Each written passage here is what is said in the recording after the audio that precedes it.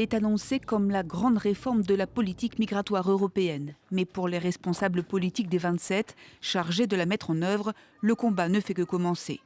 Le gouvernement grec prévoit ainsi de créer des centres d'accueil dans des pays tiers pour les demandeurs d'asile déboutés. Et l'opposition a déjà manifesté son désaccord.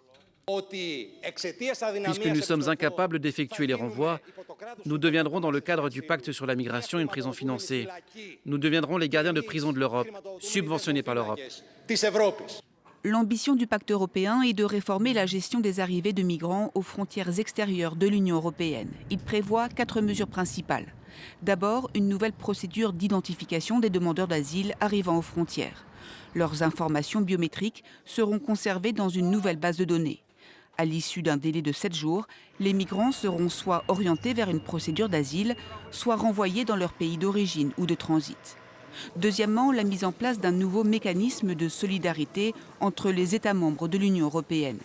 Pour soulager les pays situés le long des routes migratoires, comme la Grèce ou l'Italie, les 27 se sont engagés à relocaliser un minimum de 30 000 demandeurs d'asile sur leur sol par an.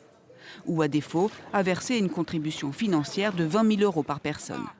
Troisièmement, un régime dérogatoire et un mécanisme de solidarité exceptionnel pourront être mis en place en cas d'afflux massif de migrants, comme lors de la crise des réfugiés de 2015-2016. Enfin, la création en dehors de l'Union européenne de centres pour les personnes déboutées d'asile. Ces hubs de retour, plébiscités par plusieurs pays européens, sont rejetés par certains responsables et de nombreuses ONG, inquiets du non-respect des droits humains dans ces structures.